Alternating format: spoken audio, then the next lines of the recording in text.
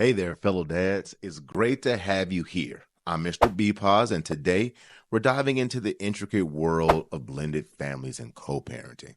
If you've ever felt like you're navigating a maze blindfolded, trust me, you're not alone. But fear not, because I've got some insights and strategies to share that might just make this journey a little bit smoother. If you're anything like me, you've had to juggle multiple roles, either as a stepdad, a baby daddy, an ex wife's husband, and a wife's ex. Sounds like a minefield, right?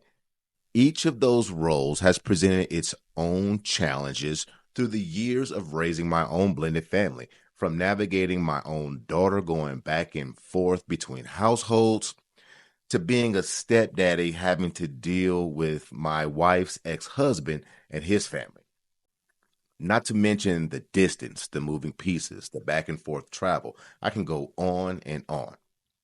Well, buckle up because we're about to tackle some of the toughest challenges and shed light on how to thrive in this complex family terrain. So, step behind the curtain of my life and I'll tell you the three personal lessons I've learned on this unique family journey. Lesson one, you have to build your relationship with your stepchild on nurturing trust and acceptance. Let's start with a personal story. I once found myself struggling to connect with my stepson. Time out. I hate the word step. Kind of makes me feel like he isn't really mine. And I made the determination a very long time ago to not refer to him as a step. So from here on out, when I refer directly to him, I will only say son. I once found myself struggling to connect with my son. I found myself being extremely critical of his shortcomings and definitely showed up as a more stern, tough dad. In my mind, I was getting him ready for the world by correcting him. But I realized after many years, I wasn't accepting him where he was now. In fact, I was actually protecting him from the perceived shortcomings of his father. And if I wanted to build a relationship with him, I had to account for the fact that my son was just my son the way he was. I knew we made strides after a men's support group. I was in attendance, and one of the people suggested that your stepchild shouldn't refer to you by your first name and that you should make him call you Mr. something. But after a conversation with my son, I realized that he and I both kind of felt some way about it. He didn't want to call me by my first name, and I didn't want him calling me by my first name simply because it made us both feel that we weren't a part of each other. He felt like an outcast because everyone else is calling me dad, and he's calling me by my first name, which is Gerald. So we discussed, we had a conversation, and to this day, he calls me Daddy Gerald. So I knew we had made some strides for our relationship once he agreed that he wanted to be a part. Because, see, a huge part of the relationship building in the beginning between you and your bonus child is accepting each other. And that only starts with creating the feeling of being liked by one another. Lesson two, your parenting dynamics is everything. Co-parenting with the ex can feel like walking on eggshells, right? But there are many aspects of the overall co-parenting dynamics that your child actually lives in. There's the dynamics between the stepchild and the step-parent, which is, pretty standard, right? But what about the dynamic between the stepdad and the biological mother he married, the stepchild and the other children that live in those houses, the stepdad and the biological dad and the biological mom that live in separate houses with possibly separate partners? That is huge in regards to disciplining that child.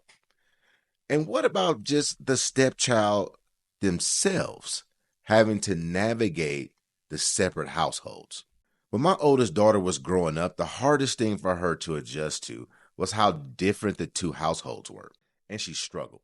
She felt like a chameleon, having to change her colors in order to assimilate to the different households. And I do believe it would be hard for anyone to combat two separate expectations while being a young lady trying to find themselves. Which leads me to my final lesson. Lesson 3.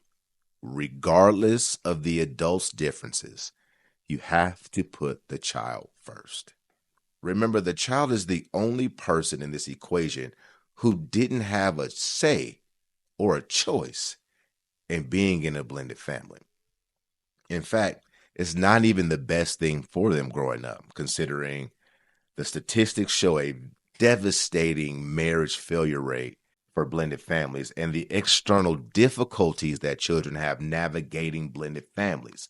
These kids have a larger percentage who suffer from anxiety and depression than children who were raised in two-parent households.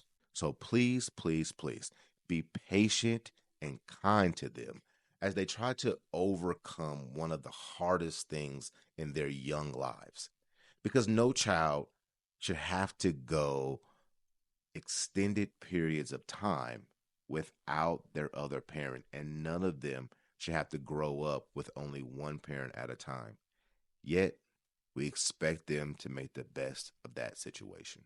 So, there's my 3 lessons I've learned navigating being a step parent, a baby daddy, the husband of someone's ex-wife, and also the ex of someone's current wife, and my attempt to balance it all. Blending families isn't easy, but with patience, understanding, and a whole lot of love, it's possible to create a happy and harmonious environment for everyone involved. Remember, you're not alone in this journey, and together we can navigate the maze of co-parenting. If you found this video helpful, give it a thumbs up and hit that subscribe button for more content like this. And hey, if you've got any questions or topics you'd like me to cover, drop them in the comments below. Let's keep this conversation going. So thanks for tuning in, guys. Be sure to check out my other videos, more tips and insights on dadding, husbanding, and everything in between. And hey, don't forget to connect with me on social media. All of that information will be in the links below. And make sure you sign up to the Good Dads newsletter if you like information like this and you want a more detailed approach. So, cheers to stepping up. Take care, fellow dads.